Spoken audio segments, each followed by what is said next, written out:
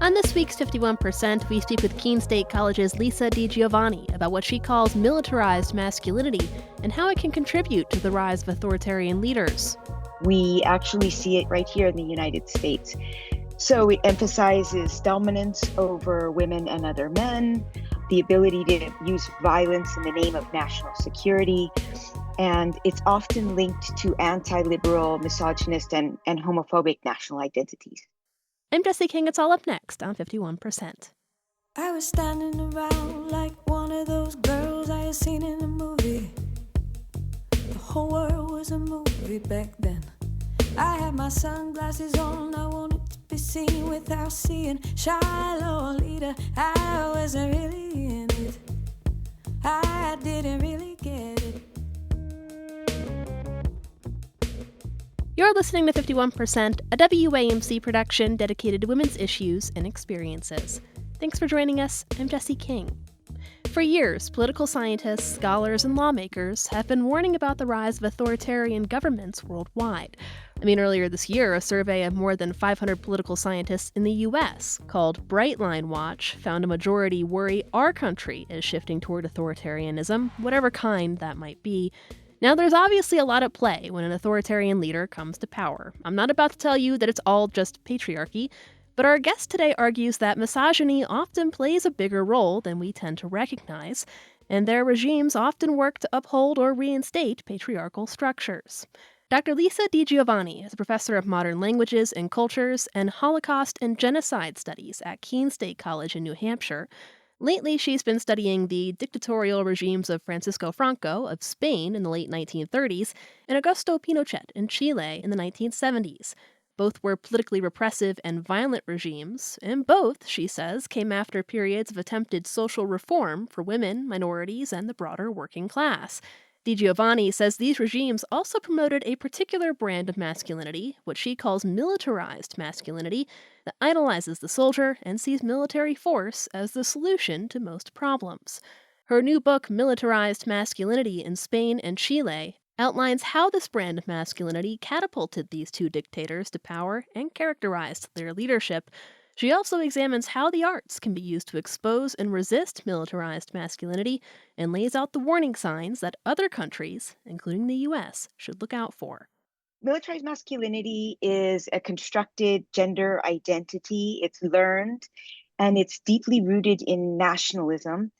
Some of the key characteristics include physical strength and a willingness to use violence to resolve social or political problems.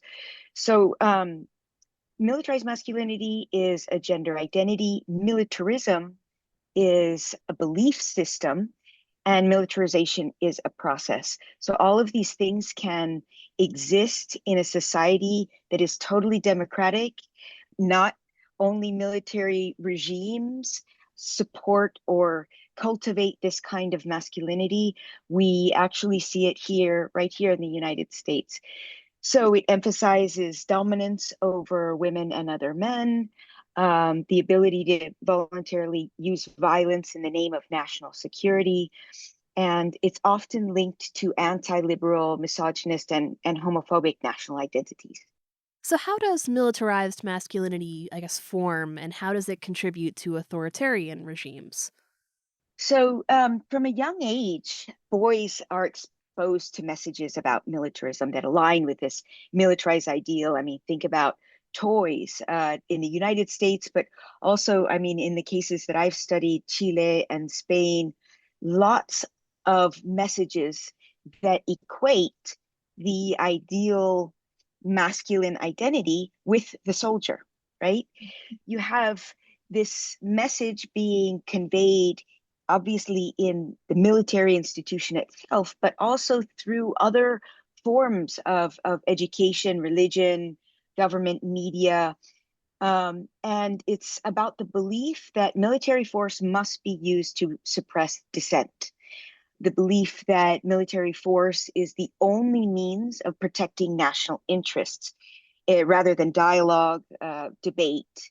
It's the belief that military force must be used to spread national values. It's the belief that a peaceful civilian has feminine traits.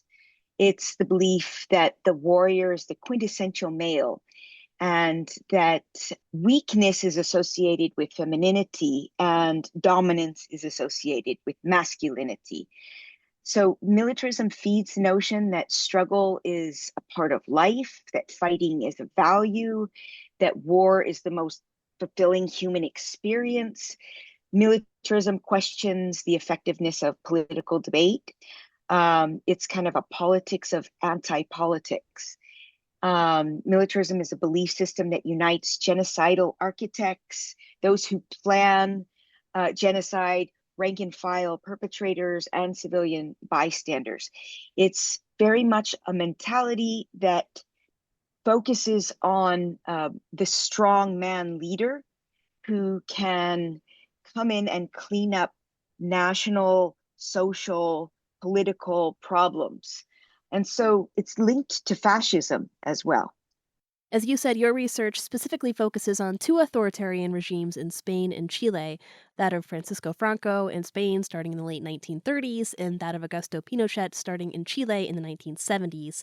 For those who aren't brushed up on their world history, I guess what happened to bring about these regimes, and how do you see militarized masculinity playing a part in them?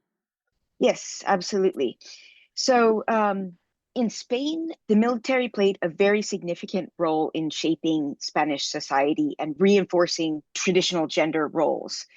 So with the establishment of the Second Republic in 1931, there were many social reforms that were taking root in this period of the Second Republic.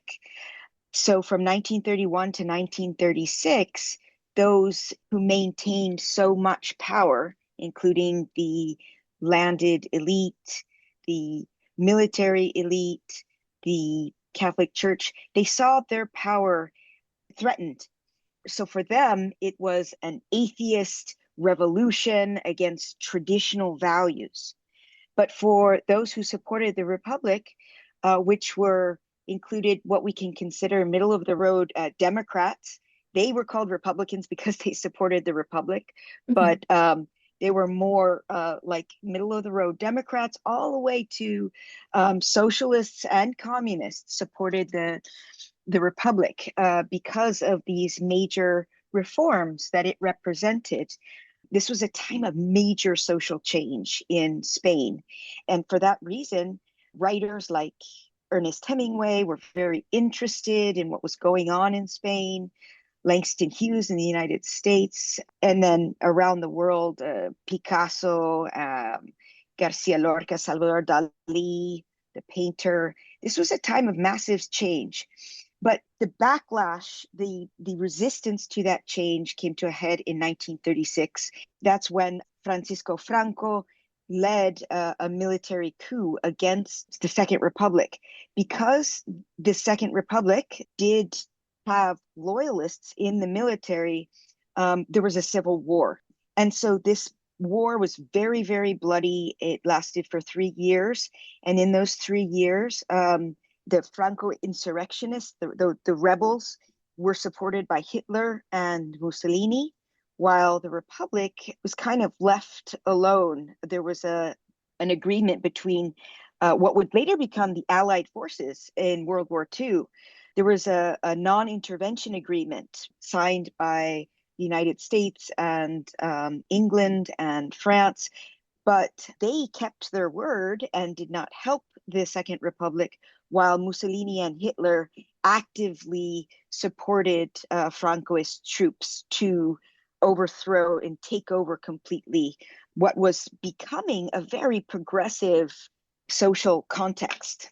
So in 1939, there were many other military leaders that were looking to the Franco regime and were very much inspired. And so on the other side of the Atlantic, you have Pinochet, who was a young military man at the time and saw Franco as a hero. Chile had a long tradition of democratic process, but you also had these very strong divisions between the right and the left.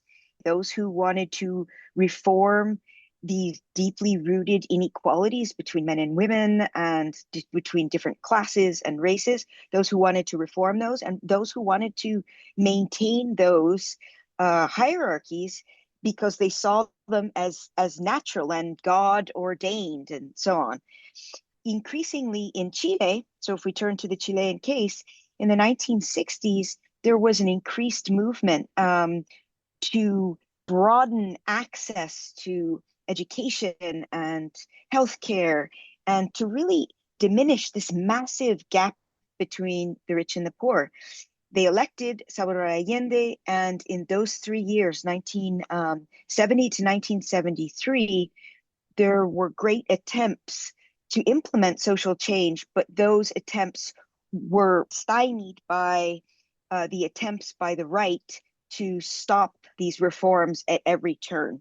And the United States was very much involved in those efforts to block these massive social reforms because the United States had a lot of industry, a lot of business interests in Chile. Chile is a very large copper producer.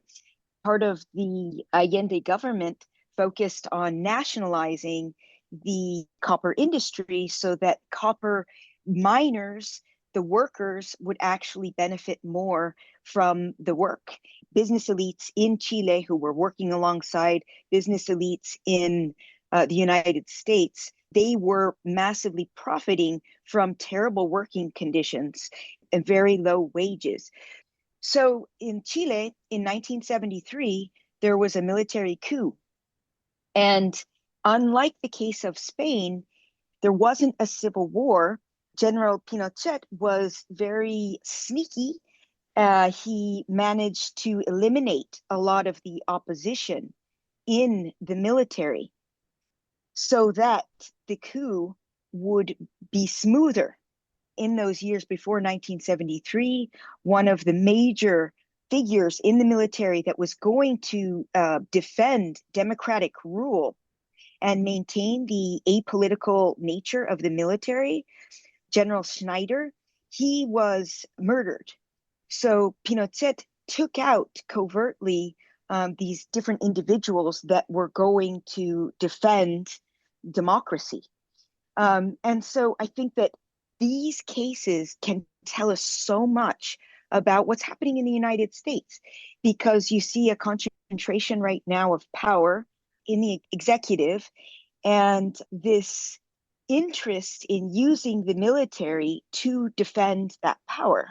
So I think that that's one of the reasons why many people are interested in my book, because you see all of these parallels. And how did those regimes play out in Spain and Chile? So in the case of Spain and Chile, there were these long-term military dictatorships that abolished democracy, abolished voting, implemented restrictive media outlets, restricted educational curriculum, and this was all to maintain power. And those who resisted were imprisoned and tortured and disappeared.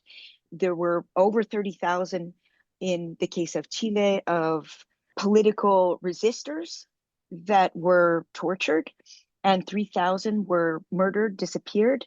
In the case of Spain, the numbers are massive because we're talking about a military dictatorship that lasted from 1939 to the death of Franco in 1975. In the case of Chile, it was 1973 to 1989. And what did this mean for women in these countries? You start out the book by talking about the connection between militarized masculinity and gender-based violence. And you also note that, there are a lot of women who supported these regimes too. Tell me more about that dynamic there. Absolutely. So first of all, we need to think about women as not a monolithic group. So in both the case of Chile and Spain, you had women that both welcomed these military regimes and very much resisted these military regimes. So militarized masculinity and traditional femininity go hand in hand. Those women who supported the Second Republic in Spain and supported the Allende government in Chile very much wanted more gender equality. They wanted increased access to professions and just a wider perspective of what being a woman is. But then you had right-wing women in both cases that felt threatened by these changes and wanted to maintain a vision of womanhood as motherhood, as being supportive wives in the home, and so on. So you had this wide range, really a spectrum of female identities, just like you have a whole range of masculinities. Women who were against the regimes, they were framed as anti-woman, anti-man. They were framed as prostitutes. They were framed as, in many ways, this kind of root of moral decay. Feminism was completely vilified. And so those women who were politically active faced multiple forms of repression. Women who were against the regimes were detained. They were tortured for multiple reasons. And this torture was always sexualized. So it involved electrocution to genitals and sexualized body parts such as the breasts. Rape was involved.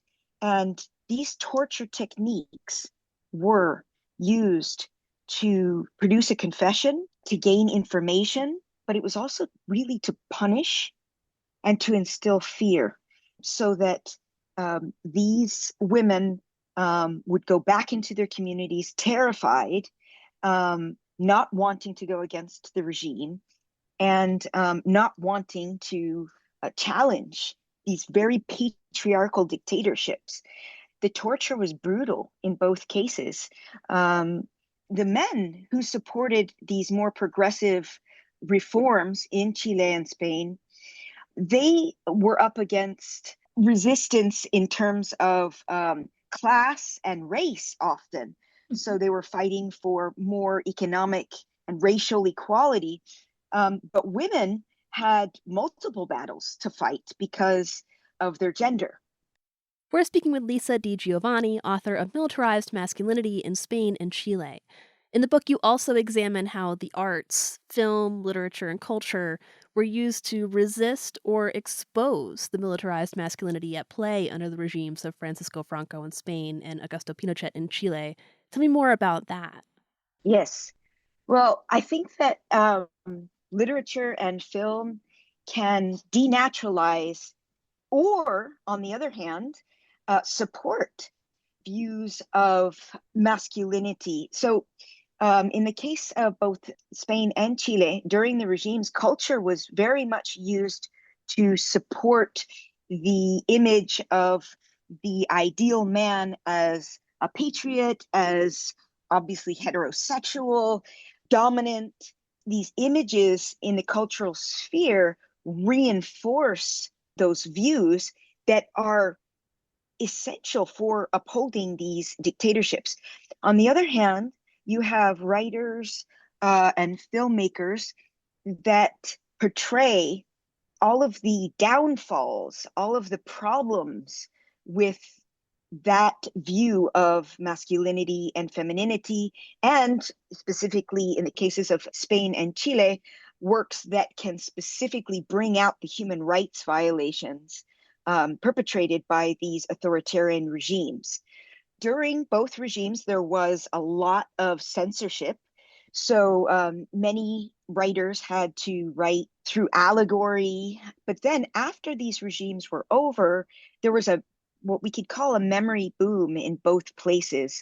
So there was an outpouring of testimonies and documentaries and novels and films, short stories, poetry that brought out the perspectives of the victims of these and survivors of these military regimes. I think that beyond showing, there are many cultural works, films and novels that can denaturalize the view of men as being naturally dominant and women as being naturally submissive, literature has this potential to explore these different stories, personal stories, through narratives, through narrative voices, narrators that bring complexity to these views of men and women and these strict gender identities and these ideas that militarism, nationalism, and masculinity are all linked, and bravery is absolutely linked to physical dominance. What they do is, in denaturalizing them, they often also will show other forms of masculinity and other forms of femininity, forms of masculinity that are more rooted in emotional sensitivity instead of emotional stoicism, that are not homophobic, that aren't misogynist. Narrators can bring out all of these complexities and make readers think differently. It's about the thinking. It's about the thinking. These identities are not fixed identities. They're learned. And if they're learned, they can be unlearned. As you say, militarized masculinity is in democratic countries too. And a lot of what you're saying, I mean, it just reminds me of things that we're seeing here in the US with debates around where masculinity is headed. Calls for more traditional gender roles, efforts by the federal government to ramp up deportations or even deploy the National Guard to cities. I guess, what do you think other countries can learn from your book from what happened in Spain and Chile? Well, we need to look at all of these warning signs. We really do. So the United States is not a militarized society like North Korea is. However, militarism as a belief system is very deeply rooted, meaning that we see this image of the warrior as the quintessential male. We see it right now, definitely through the figure of Pete Hegseth, who is actively going against a lot of the progressive reforms that the military has made in the United States. He talks about the warrior ethos. He talks about invading. Right now, the situation in Venezuela has become extremely inflamed. It's this mentality that any problem, any social, political problem can be resolved through military force. And I think that we in the United States, we need to see that that mentality is a dead end. We need to return to the idea that democratic debate, not the use of force, is the most long-lasting, effective solution to political difference, to social difference. A huge moment for me was watching the insurrection, the attacks on the Capitol. My big question was, what is the military institution going to do? Because many of the military insurrectionists actually were former military. They had military skills. And if the military had sided with the insurrectionists, I don't think that it is an exaggeration to say that we would be living in a different time right now. It's very possible that this would look more like a dictatorship if the military had completely supported the insurrectionists on that day. So we need to look at these different patterns, because some of the rhetoric on that day and the days that followed, the idea that politics doesn't work, that politicians are all corrupt, that we need a strong leader that will, quote unquote, clean up problems. This is euphemistic language that we actually saw in these different military regimes. I mean, I think a lot of people might see the warning signs but feel pretty powerless about what to do next. I mean, it's a pretty big question. It's not necessarily one that I expect you to have the answer to, but what can people do to resist militarized masculinity beyond recognizing it? First of all, we need to take very seriously processes towards militarization. We can for instance, use our voices to influence our own political representatives, to say no to the militarization of cities, for instance. On a very personal level, and this is over time, I think that we need to question our own ingrained beliefs in the military as the solution to political conflict. I think that is absolutely key. It's so key. We need to believe in democracy. We need to believe in the political process. I think right now we're at a point in the United States where half of the country believes that the use of force is the best solution, the most effective response to political conflict, political problems. Political conflict does not have to explode into violence. It does not have to. And so if we believe that it does not have to, we can be part of the change to stop it from happening. But what we're seeing unfold right now in the United States is extremely dangerous. This view that violence is the solution. So I think that on a daily basis, we can question our own assumptions. We can think about the media that we consume. Think, for instance, of Call of Duty, all of these video games and films that absolutely reinforce many of these views. There's a glorification of violence that is everywhere in society. We need to actively question that, use our voices, intervene, go against jokes that demean non-militarized men and feminist women. There are all of these microaggressions that take place on a daily basis that are actually in the United States just absolutely, they're simmering and starting to boil over. Those microaggressions can be resisted by micro and macro forms of resistance. So I think that we need to start with ourselves. Then there's also kind of the larger question of how much should we invest in the military? And there are so many problems in the world right now. And so I'm not right now stating that we should abolish the military, but we need to think more about the military in terms of defense rather than a war-producing institution. It's a huge warning sign right now that Pete Hegseth and Donald Trump are calling the Department of Defense the Department of War. We need to use our voices to reject that notion. That actually soldiers can be peacekeepers, not war makers. I think that we need to think about the messages that we're teaching our children. Are we buying them guns or are we buying them books? I don't want to be simplistic here, but we have a culture that is deeply seeped in gun culture, and that gun culture is related to militarism. I think that we need to connect the dots. We need to see these parallels. We need to see connections and act on them. Dr. Lisa DiGiovanni is professor of modern languages and cultures and Holocaust and genocide studies at Keene State College in New Hampshire. Her book is Militarized Masculinity in Spain and Chile, Remembering Violence Through Film and Literature. It's out now through the University of Toronto Press. Lisa, thanks so much for joining us today. Thank you so much for having me.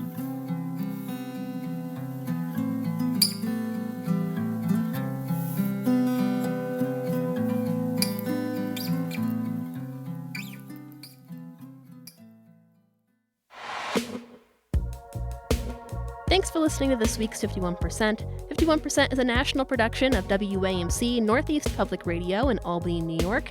It's produced and hosted by me, Jesse King. Our associate producer is Madeleine Reynolds, and our theme is Lolita by the Albany-based artist Girl Blue. Just a reminder that you can listen to 51% anytime at WAMCpodcast.org or wherever you get your podcasts, and you can stay in the loop on all of WAMC's shows by signing up for our weekly newsletter, Airwaves, at WAMC.org. We hope you'll join us next week. Until then, I'm Jesse King for 51%. I was every single girl, I was nobody else, I was so sure of myself. I was 15 and a half, he was a hollow laugh. And I lost my cool somewhere along